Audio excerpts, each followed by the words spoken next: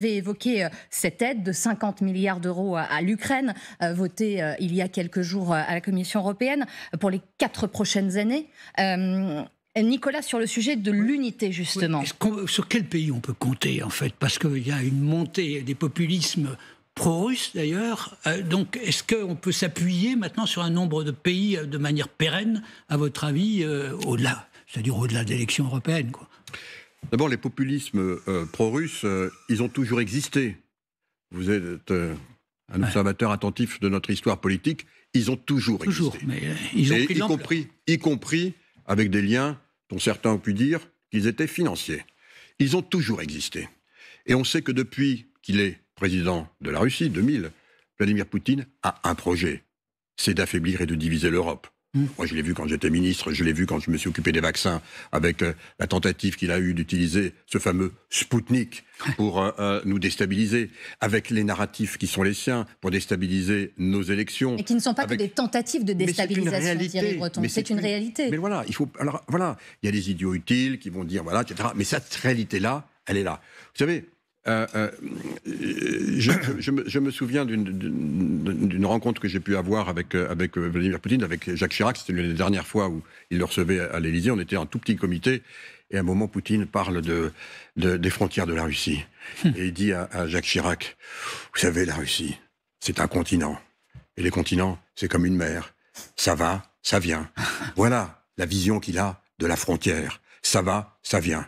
Alors si on a le malheur de se trouver sur la grève, eh bien, c'est ce qui se passe. Mais alors, pardon, ma question, c'était sur quel pays on peut compter? Eh bien, sur les pays, encore une fois, ils l'ont démontré. Sur tous les pays ont soutenu ce soutien à l'Ukraine de 50 milliards. Au prix de négociations parfois âpres et ardues. Oui, mais d'accord. On pense à la Hongrie de Orban. C'est plus rapide que ce qui se passe aux États-Unis. Vous savez, nous sommes un continent. Je le rappelle, l'Europe, c'est un continent. On est un continent.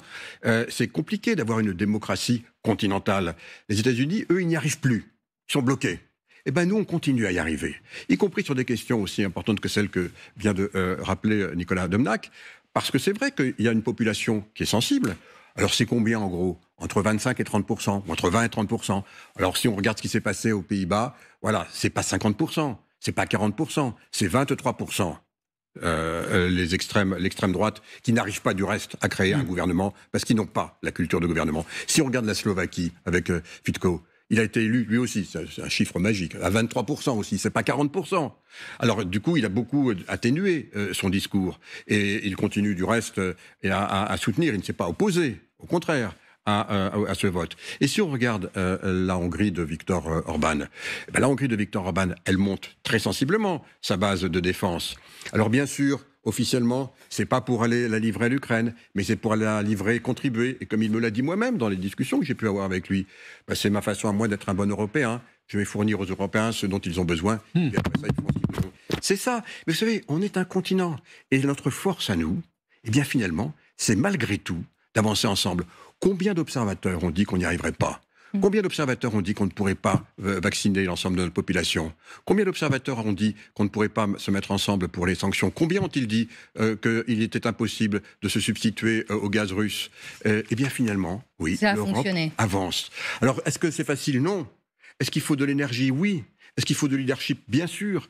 Est-ce qu'il faut avoir, je dirais, cet ADN de savoir trouver des consensus, ce que les extrêmes n'ont pas? Leur ADN, c'est pas de trouver des consensus. C'est pour ça que je pense que dans les élections à venir, ceux qui pensent que l'avenir, la solution va vers les extrêmes, alors qu'il nous faut trouver des consensus, se trompent lourdement. Et on reviendra sur les élections, évidemment.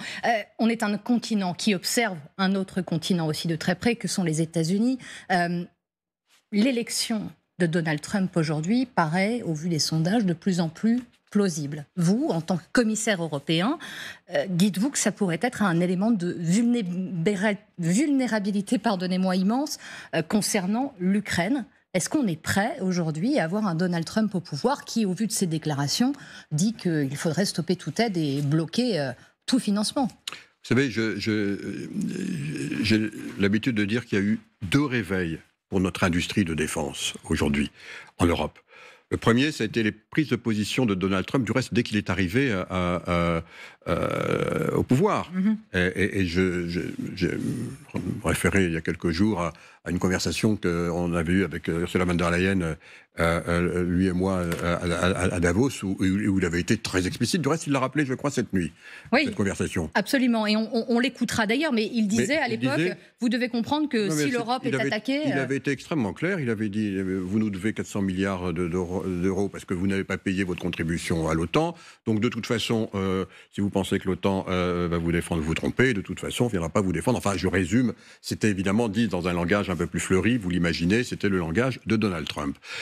Et il l'a répété, donc ça a été le premier réveil, et en particulier pour tous les pays qui ont cru, c'était les dividendes de la paix, c'était aussi le fait de penser que l'OTAN serait l'ultime protecteur, et je pense en particulier aux pays baltiques, je pense évidemment à la Finlande, je pense bien entendu à la Pologne, je pense évidemment à la Bulgarie, je pense à la Roumanie, tous ces pays qui ont vécu de façon tragique dans leur chair le poids de 50 ans de communisme, avec tout ce que ça a de terrible, eh bien, ils se sont rendus compte qu'il était temps désormais peut-être d'avoir une alternative parallèle. Je ne dis pas une autre alternative, une alternative parallèle.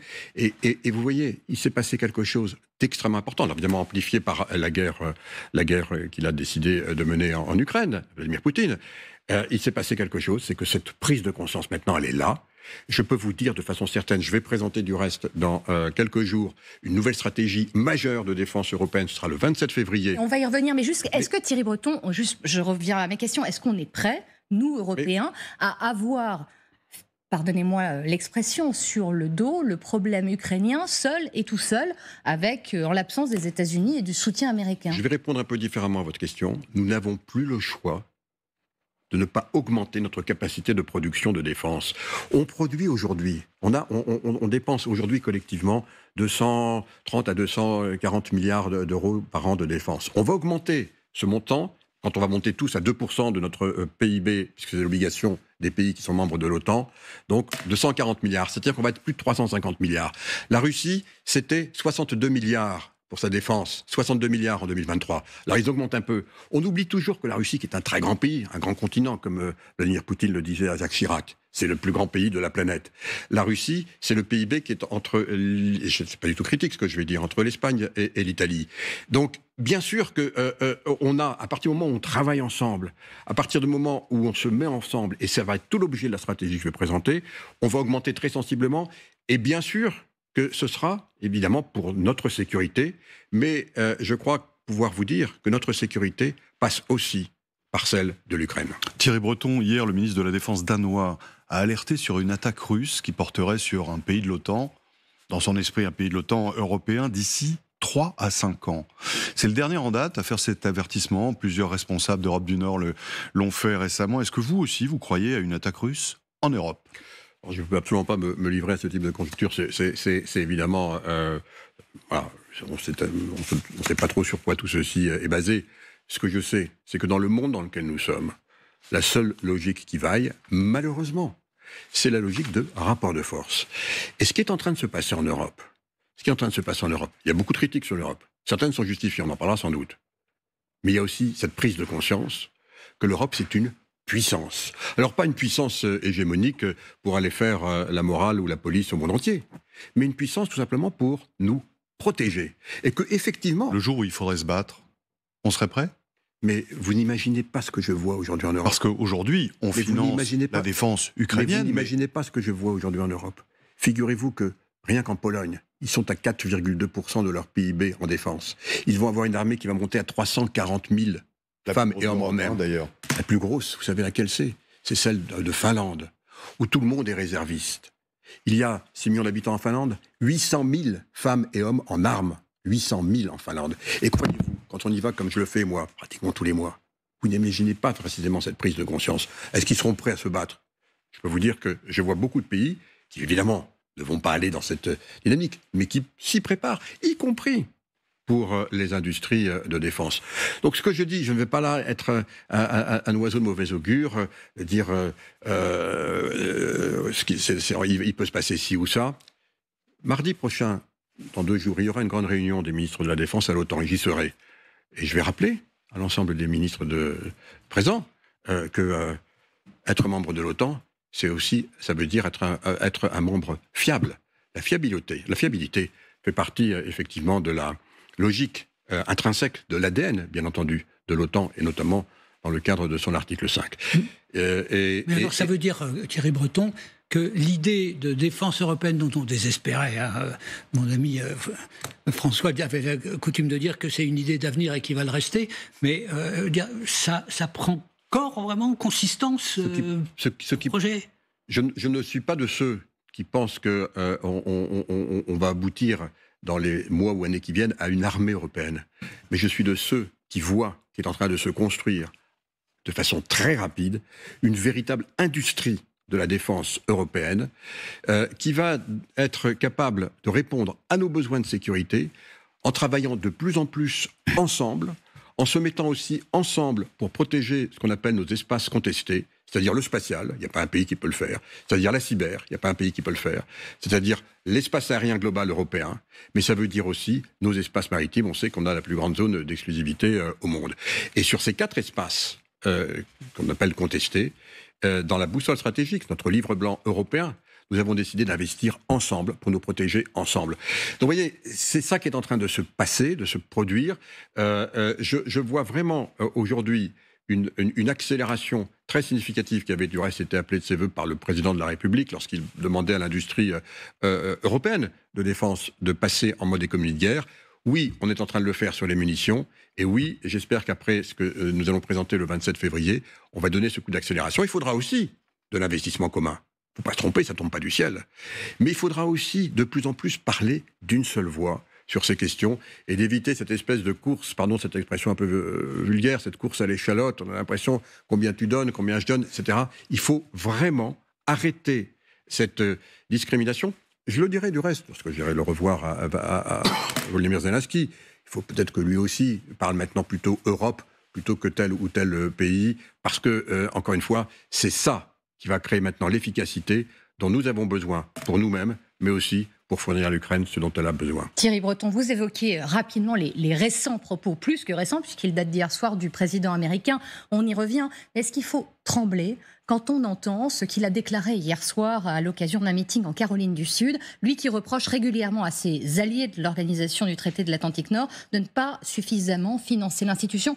On écoute ses propos et vous réagissez ensuite. Je suis allé là-bas et j'ai fait un discours et j'ai dit « vous devez payer ». L'un des présidents d'un grand pays s'est levé et a dit « eh bien monsieur, si nous ne payons pas et que nous sommes attaqués par la Russie, nous protégerez-vous » J'ai répondu « vous n'avez pas payé ». Il m'a répondu « oui, admettons que cela se produise ». Alors moi j'ai répondu « non, je ne vous protégerai pas. En fait, je les encouragerai même à faire ce qu'ils veulent. Vous devez payer. Vous devez payer vos factures. » Et l'argent a afflué. Et il a ses supporters, Donald Trump. Oui, alors il a des gens qui le suivent. C'était pas un président, c'était une présidente en l'occurrence. C'est peut-être un petit problème de mémoire, mais c'était une présidente. Il n'en est pas à ses premières imprécisions. Une présidente, et c'était pas d'un grand pays, c'était de la Commission européenne. Mais il n'en demeure pas moins que, voilà, on a déjà entendu, j'allais presque vous dire, pardon de le dire comme ça, rien de nouveau sous le soleil. Donc, vous savez, pendant que l'administration Trump a été au pouvoir, voilà, on a géré les relations. Et moi, dans mon champ, que ce soit les semi-conducteurs, les technologies, le numérique, voilà, on a géré et on saura gérer. Vous savez, il faut vraiment qu'on se dise, nous, Européens, quand je parle d'Europe puissance, que on ne peut pas jouer à pile ou face notre sécurité tous les 4 ans en fonction de telle ou telle élection, en particulier l'élection américaine. Et ça, je vous assure, c'est vraiment en train de rentrer dans les mœurs. Alors, si jamais c'est Donald Trump qui gagne les présidentielles, c'est pas encore fait, parce qu'il y a encore beaucoup de choses peuvent se passer. Mais il n'en demeure pas moins que ce qu'il dit reflète quand même une partie très importante de l'opinion américaine. Oui, l'Amérique, moi, c'est un pays continent, un pays qu'on connaît bien, qu'on est beaucoup à apprécier pour ses qualités d'innovation extraordinaires.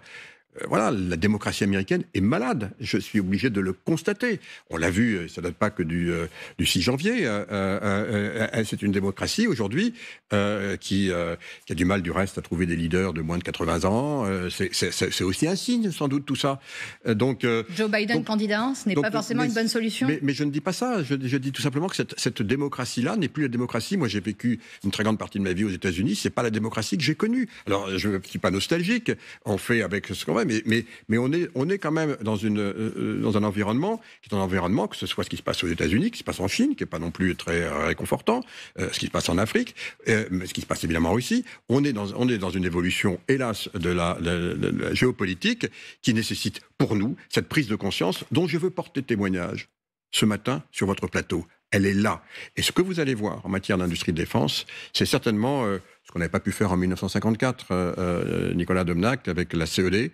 Je ne dis pas qu'on va faire la CED. Très loin dans le temps. Je ne dis pas je ne dis pas qu'on va faire la CED, mais je dis que cette prise de conscience, elle est extrêmement impressionnante. Et du reste, lorsque le président de la République va en Suède la semaine dernière et qu'il s'adresse aussi je crois, devant un collège de militaires, etc., c'est impressionnant, le changement de mentalité. D'abord, l'adhésion à l'OTAN. Et donc, ce rapprochement vers l'Europe est extrêmement fort, profond.